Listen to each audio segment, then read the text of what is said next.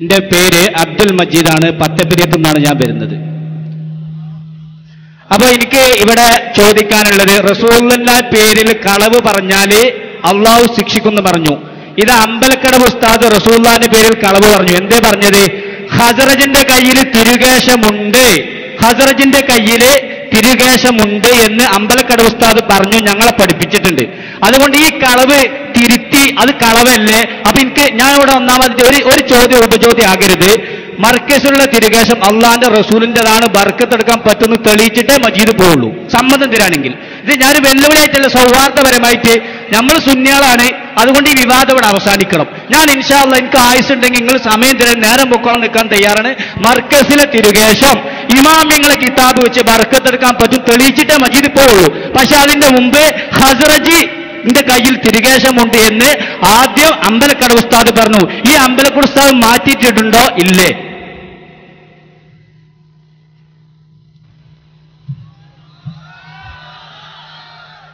സഹോദരങ്ങളെ, ഖസറജിയുടെ കൈവശം ലോകത്ത് പല കേന്ദ്രങ്ങളിലും വിശുദ്ധ കേശം സൂക്ഷിച്ചതുപോലെ ഒരു കേശം അബുദാബിയിലെ ഖസറജിയുടെ കൈവശവും ഉണ്ട് എന്ന് ഞാൻ പഴയ കാലത്ത് പറഞ്ഞിട്ടുണ്ട്. സത്യമാണത്. അതിൻ്റെ ക്ലിപ്പൂടെ ലഭ്യമാണ്. ഞാൻ പറഞ്ഞ വാക്ക് വളരെ ശ്രദ്ധേയമാണ്. കാരണം ഇപ്പൊ ജീവിച്ചിരിക്കുന്ന അഹമ്മദ് ഖസറജിയുടെ പിതാവ് ആദരണീയനായ ഒരു പണ്ഡിതനും ഒരു നല്ല മനുഷ്യനും അബുദാബിയിലെ മതകാര്യ വകുപ്പിന്റെ മന്ത്രിയുമായിരുന്നു. ഞാൻ അദ്ദേഹവുമായി വ്യക്തിബന്ധമുള്ള ആളുമാണ്. ഈ ഖസറജിയുടെ കൈവശം നബി സല്ലല്ലാഹു അലൈഹി വസല്ലം തങ്ങളുടെ ഒരു വിശുദ്ധ കേശമുണ്ട് എന്ന് എനിക്ക് വിശ്വസിക്കാവുന്ന ഒരു സുഹൃത്ത് അബുദാബിയിൽ പല തവണ ചെന്നപ്പോൾ എന്നോട് 2-3 തവണ ആവർത്തിച്ച് പറയുകയും വേണമെങ്കിൽ കാണാൻ സൗകര്യം ചെയ്യാമെന്നും ആ വീട്ടിലെ ഒരു അംഗത്തിന്റെ വീട്ടിൽ ജോലി ചെയ്യുന്ന ഒരു സുഹൃത്ത് പറഞ്ഞപ്പോൾ സ്വാഭാവികമായും ഖസറജി കുടുംബം എന്നാൽ സ്വഹാബി പരമ്പരയിൽപ്പെട്ട കുടുംബമാകാമെന്നും ആ കുടുംബത്തിലെ ഈ മന്ത്രി അദ്ദേഹത്തിന്റെ പിതാവ് നല്ല മനുഷ്യനായതുകൊണ്ട് ആ വീട്ടിൽ മുടിയുണ്ട് എന്നത് പാരമ്പര്യമായി അങ്ങനെ മുടി കിട്ടിയിരിക്കാമെന്നും ഞാൻ വിശ്വസിച്ചു. ഞാൻ ആ കാര്യം അതേപോലെ പറയുകയും ചെയ്തു. ഇപ്പോൾ വെല്ലൂരിൽ മുടിയുണ്ട് ഞാൻ കേട്ടു, ഞാനത് വിശ്വസിച്ചു. കശ്മീരിൽ നബി തങ്ങളുടെ മുടിയുണ്ട് ഞാൻ കേട്ടിട്ടുണ്ട്, ഞാനത് വിശ്വസിച്ചിട്ടുണ്ട്. അതുപോലെ ഞാൻ ഇത് വിശ്വസിച്ചു. ഞാൻ ആ വിശ്വാസത്തിൽ തന്നെ ഉറച്ചു നിന്നു. അതിനിടയിലാണ് പട്ടിക്കാട് ജാമിയ നൂരിയ അറബിക് കോളേജിൽ വാർഷിക സമ്മേളനം നടക്കുമ്പോൾ എന്നോട് നമ്മുടെ പ്രവർത്തകന്മാർ പറഞ്ഞു, കാരന്തൂർ മർക്കസിൽ ഇക്കഴിഞ്ഞ ദിവസം സാക്ഷാൽ ഈ അഹമ്മദ് ഖസറജി ആ മുടി കാന്തപുരത്തിൽ കൈമാറിയിട്ടുണ്ട്, നിങ്ങൾ നേരത്തെ പറഞ്ഞ ആ മുടി, അതുകൊണ്ട് അതിന് വിശദീകരണം നൽകണം എന്ന് പറഞ്ഞു. ഞാൻ പറഞ്ഞു അങ്ങനെ കൈമാറിയിട്ട് വിശദീകരണം നൽകാൻ പറ്റൂല, ഞാൻ ശരിക്ക് കേട്ടതാണ്, അഹമ്മദ് അവിടെ ഖസറജിന്റെ വീട്ടിൽ ഒരു മുടിയുണ്ട് ഞാൻ കേട്ടതാണ്, അതുകൊണ്ട് ആ മുടിനെ അങ്ങനെ എതിർക്കാൻ പറ്റൂല, പഠിക്കാതൊന്നും പറയാൻ പറ്റൂല, സംഭവം അങ്ങനെ ഉണ്ടെങ്കിൽ പഠിക്കണം എന്ന് പറഞ്ഞു. ഞാൻ വെയിറ്റ് ചെയ്തു, കാരണം എന്റെ സാമാന്യ മര്യാദ ഞാൻ കാണിച്ചിട്ടുണ്ട്. പിന്നത്തെ റബിയുൽ അവ്വൽ മാസങ്ങൾ കഴിഞ്ഞിട്ട് ഞാൻ അബുദാബിയിൽ എത്തിയപ്പോൾ സ്വാഭാവികമായും ഞാൻ അന്വേഷിച്ചു. ഞാൻ നേരത്തെ പ്രസംഗിച്ചതും പറഞ്ഞതും ഇവിടെ രേഖപ്പെടുത്തപ്പെട്ട കാര്യമാണ്. അബുദാബിയിൽ ഖസറജിയുടെ വീട്ടിൽ ഒരു മുടി ഉണ്ട് എന്നാണ് ഞാൻ പറഞ്ഞത്. ആ മുടി കാരന്തൂർ മർക്കസിൽ അദ്ദേഹത്തിന്റെ മകൻ കൊണ്ടുവന്ന് കൊടുത്തു എന്നതും നമ്മൾ അറിഞ്ഞു. ഇനി അവിടെ ഖസറജിയുടെ വീട്ടിൽ മുടി ഉണ്ടാവുമോ? ഉണ്ടാവില്ലല്ലോ, ഉണ്ടാവില്ല. അപ്പൊ ഞാൻ അവിടെ ചെന്നിട്ട് അന്വേഷിച്ചു. അല്ല, നമ്മുടെ ഖസറജിന്റെ വീട്ടിലുള്ള ആ മുടി നമ്മൾ ഉണ്ടെന്ന് കേട്ട മുടി ഇവിടെ കാന്തപുരത്തിന് കൊടുത്തു പറഞ്ഞു. സംഭവം കൊടുത്തു എന്നുള്ള ശരി തന്നെയാണല്ലേ, ആ മുടി തന്നെയല്ലേ കൊടുത്തത് ചോദിച്ചു. അപ്പൊ ഈ പ്രാവശ്യം ആ മുടി റബീഉൽ അവ്വൽ പ്രദർശനം ഉണ്ടായെന്ന് ചോദിച്ചു. ഉണ്ടാകാൻ സാധ്യതയില്ലല്ലോ. അല്ലല്ല, ഇക്കുറിയും ആ മുടിന്റെ പ്രദർശനം ഇവിടെ ഉണ്ടായിരുന്നു പറഞ്ഞു. അല്ല, ആ മുടി കാരന്തൂർ കൊടുത്തു, പിന്നെ എങ്ങനെ പ്രദർശിപ്പിക്കുക ചോദിച്ചു. അതെന്താ അറിയില്ല, ആൾക്കാർക്ക് നോക്കേണ്ട ആവശ്യമില്ല. ഓഫീസിലെ ആൾക്കാർ പറഞ്ഞു അവിടെ ആ മുടി ഇപ്പോഴും പ്രദർശിപ്പിച്ചിട്ടുണ്ട് റബീഉൽ അവ്വലിൽ. അപ്പൊ ഞാൻ ഒന്ന് വിശദമായി അന്വേഷിച്ചു. വിശദമായി അന്വേഷിച്ചപ്പോ ഞാൻ മനസ്സിലാക്കിയത് പോലെയല്ല, ഈ ഖസറജിന്റെ വീട്ടില് ഒരു മുടി, ഞാൻ പ്രസംഗിച്ച ഒരു മുടിന്നാ, ഒരു മുടിയല്ല, 10 മുടിയല്ല, 100 മുടിയല്ല, 1000 മുടിയല്ല, 10,000-കണക്കിന് മുടികൾ ഉൾക്കൊള്ളുന്ന 2 വലിയ കെട്ട് മുടി അവിടെ ഉണ്ട്. അപ്പോഴാ അറിഞ്ഞത്. അപ്പൊ എനിക്ക് ബുദ്ധി അള്ളാഹു ചെറിയ ഇൽമു തന്നിട്ടുണ്ട്. പടച്ചോനെ, അള്ളാഹുവിന്റെ ഹബീബ് അഷ്റഫുൽ ഖൽഖ് മുത്ത് മുഹമ്മദ് മുസ്തഫ സ്വല്ലല്ലാഹുടെ വിശുദ്ധ കേശം ഓരോ സ്വഹാബിന്റെ കൈവശം 1 മുടി 2 മുടി, തന്റെ ഭാര്യന്റെ അടുക്കൽ 5 മുടി, ഇങ്ങനെയൊക്കെയാണ് ചരിത്രത്തിൽ സൂക്ഷിച്ചു വെച്ചത്. അതൊക്കെ പലതും അവർ വഫാത്തായപ്പോ അത് അവരെ കൂടെ ബർക്കത്തിന് വേണ്ടി മറമാടണമെന്ന് വസിയത്തും ചെയ്തിട്ടുണ്ട്. പക്ഷെ 10,000-കണക്കിന് കെട്ടുമുടി ഇങ്ങനെ കൈമാറിപ്പോകുന്ന ചരിത്രത്തിൽ രേഖയില്ല. അപ്പൊ ഇത് സംശയാസ്പദമാണ്.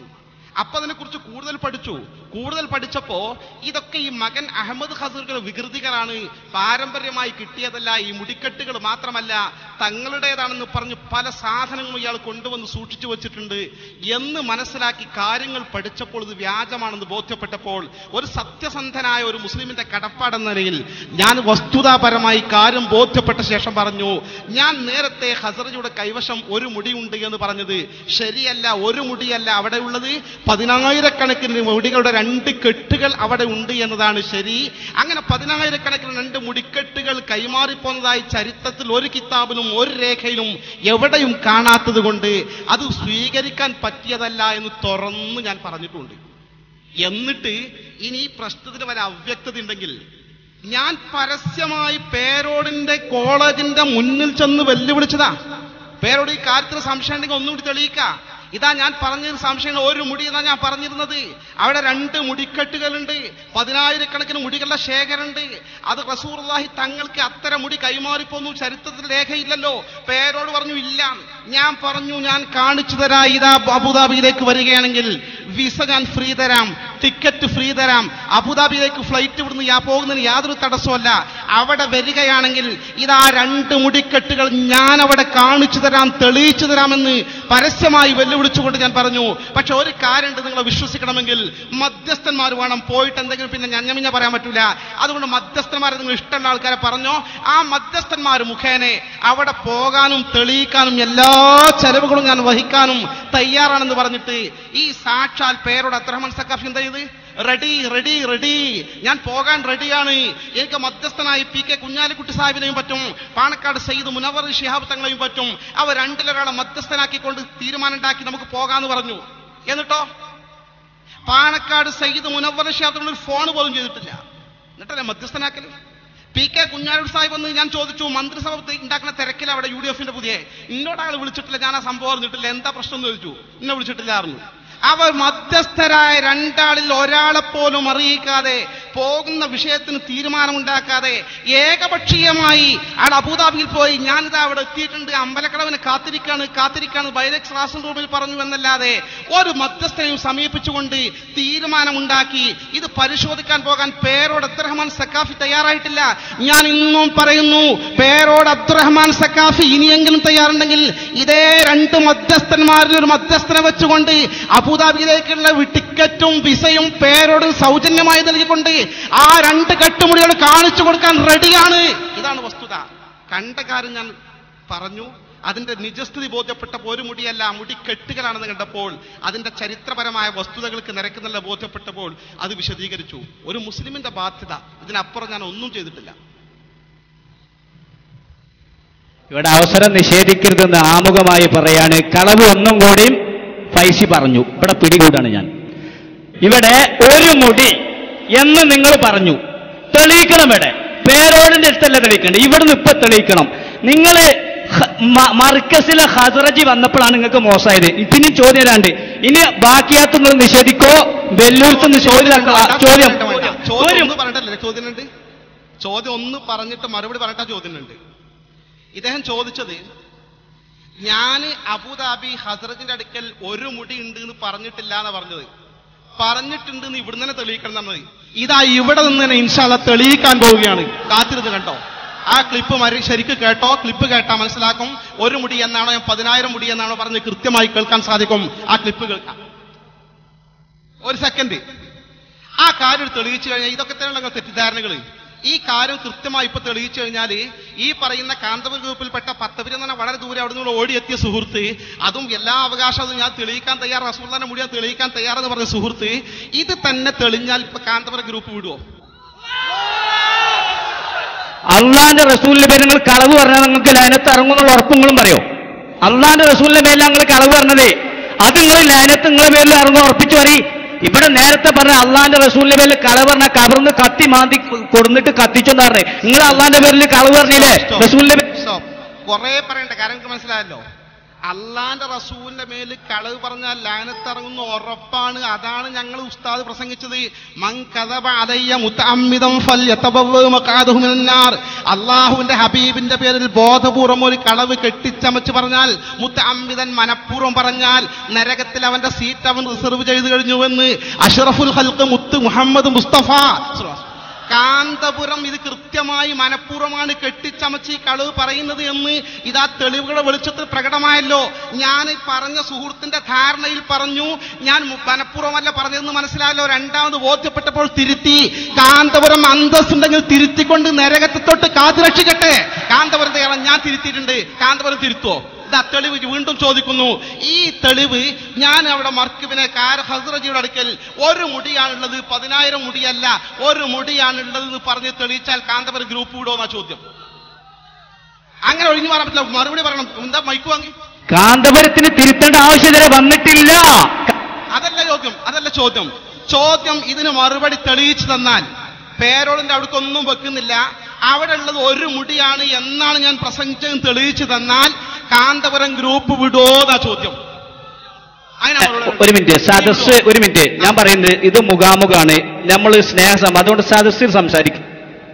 അല്ലല്ല, സദസ്സിന് ഉപദേശിക്കട്ട, നീ മറുപടി പറയാം. അപ്പൊ ഞാൻ പറയുന്നു മാർക്കസിൽ വിടോ തെളിയിച്ചു തന്നാൽ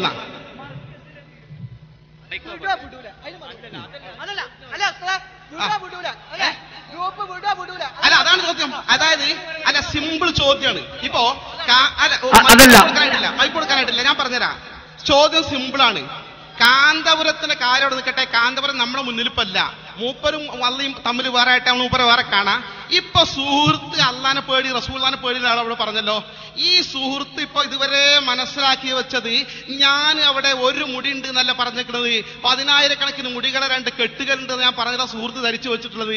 ഞാൻ വ്യക്തമായി പറഞ്ഞു എനിക്ക് അവിടെ ഒരു മുടിയുള്ളത് എന്നാണ് ഞാൻ പറഞ്ഞത്, പ്രസംഗിച്ചത്.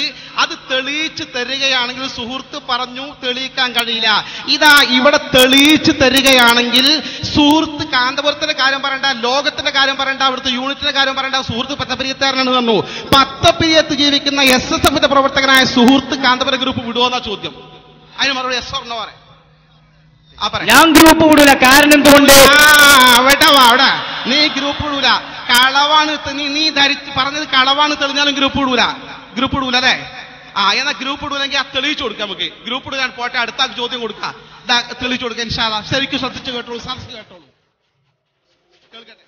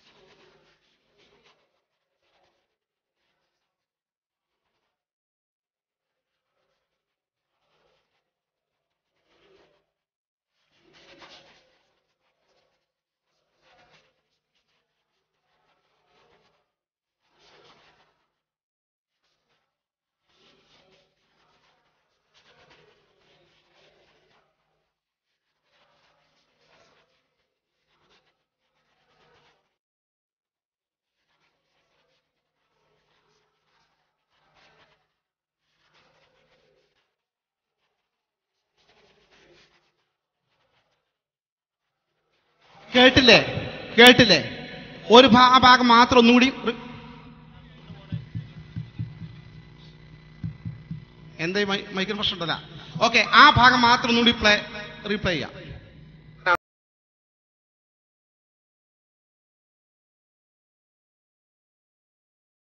അദ്ദേഹത്തിന്റെ വീട്ടിൽ ഒരു മുടി ഭദ്രമായി സൂക്ഷിച്ചു വെച്ചിട്ടുണ്ട്, കേട്ടു. ഇനി SSF വിടുവോ? നിങ്ങൾ അതല്ല പറഞ്ഞത്. പേരോട് സ്ഥാനോട് വിളിച്ചത് ഒരു മുടിന്റെ വിഷയമല്ല, പേരോട് സ്ഥാനോട് വലിയ സ്ഥാനത്താണ്. ആ വിഷയമല്ല, ഒരു മുടിയല്ല. ഇരിക്കട്ടെ, വിഷയം മാറ്റരുത്. സുഹൃത്ത് പറഞ്ഞ ഇവിടെ റെക്കോർഡ് വെച്ചിട്ടുണ്ട്. നിങ്ങളുടെ സുഹൃത്ത് ഇവിടെ പറഞ്ഞത് റെക്കോർഡ് വെച്ചിട്ടുണ്ട്. ഇന്ന് കളവ് പറയാൻ പറ്റാത്ത കാല, പഴയ കാലല്ലത് ഇത്. ഇപ്പൊ സുഹൃത്ത് ഇതിന് തൊട്ട് മുമ്പ് പറഞ്ഞു വെച്ചത് ഇവിടെ റെക്കോർഡ് ചെയ്തിട്ടുണ്ട്. സുഹൃത്ത് പറഞ്ഞത്, ഞാൻ പറഞ്ഞത് ഒരു മുടി എന്നല്ല, ഹസ്രജയുടെ കൈവശം സൂക്ഷിച്ചു വെച്ചത് ഒരു മുടി എന്നല്ല ഞാൻ പറഞ്ഞിരിക്കുന്ന സുഹൃത്ത് പറഞ്ഞത്. ഒരു മുടിയും തെളിയിക്കാൻ സാധ്യല്ല എന്ന് പറഞ്ഞത്. അത് സുഹൃത്ത് പറഞ്ഞത് റീപ്ലൈ ചെയ്ത് ബോധ്യപ്പെടുത്തിയാൽ വിടോ അല്ലേ? ഇപ്പൊ സുഹൃത്ത് രണ്ടാമത്തെ കളവ് പറയണത്, ഈ രണ്ടാമത്തെ കളവ് തെളിയിച്ചു തന്ന പാർട്ടി വിടുവോ? ഞാൻ പറയും, ഒരു മിനിറ്റ് നിങ്ങൾ ഒരു മിനിറ്റ് ഗ്രൂപ്പ് വിടോ? ഞാൻ പറഞ്ഞ യെസ് ഓർ നോ പറയണം. അല്ല, ഗ്രൂപ്പ് വിടോ തെളിയിച്ചു കഴിഞ്ഞാൽ ഒരു മിനിറ്റ് അല്ല, അങ്ങനെ ഹക്കായ ഗ്രൂപ്പ് എങ്ങനെ ഇവിടെ ഇസ്ലാമിച്ച് വിടാൻ പറ്റുമോ? ഹക്കായ ഗ്രൂപ്പിന് എങ്ങനെ വിടല്? ഒരു തെറ്റ്, ഹക്കായ ഗ്രൂപ്പ് വിടാൻ പറ്റൂല. അതിന്റെ അള്ളാന്റെ റസൂലിന്റെ കാര്യ. എന്റെ ചോദ്യം അതല്ല, പേരോസ്താദുമായി നിങ്ങൾ പറയാം. അപ്പോ ഈ ഹക്കായ പ്രസ്ഥാനം എന്ന് പറഞ്ഞാൽ ഈ കളവ് പറഞ്ഞ പ്രസ്ഥാനം എന്ന അർത്ഥം. ഇപ്പൊ സുഹൃത്ത് രണ്ട് കളവ് പറഞ്ഞല്ലോ. ഇപ്പോ ഹക്കായ പ്രസ്ഥാനം വിടൂല എന്ന് പറഞ്ഞാൽ ഇപ്പൊ പറഞ്ഞ രണ്ട് കളവുകൾ ഉൾക്കൊള്ളുന്ന പ്രസ്ഥാനാണോ? ഈ സുഹൃത്ത് ഒരു കാര്യം ക്ലിയർ ചെയ്യണം. മൈക്ക അങ്ങനെ വെറുതെ തരില്ല. ഇപ്പൊ ഞാൻ പറഞ്ഞേ, ഇവിടെ മൈക്ക തരും. തരണമെങ്കിൽ എന്ത് ചെയ്യണമെന്നോ? തരണമെങ്കിൽ ഇവിടെ ആയിരക്കണക്കിന് ആളുകൾ കാത്തിരിക്കുന്നുണ്ട്, ചോദിക്കാനും ഉത്തരം കേൾക്കാനാ. ഓളവട്ടൂരിൽ വെച്ച് ഈ പ്രശ്നത്തിന് ഇൻഷാ അല്ലാഹ് ഇന്ന് തീർപ്പ് കൽപ്പിക്കും. ഇൻഷാ അല്ലാഹ് നിയമം അനുവദിക്കുകയാണെങ്കിൽ നേരം പുലരുവോളം മാന്യമായി സംശയം ചോദിക്കുകയാണെങ്കിൽ അവസരം നൽകുക തന്നെ ആ പ്രശ്നം തീർക്കും.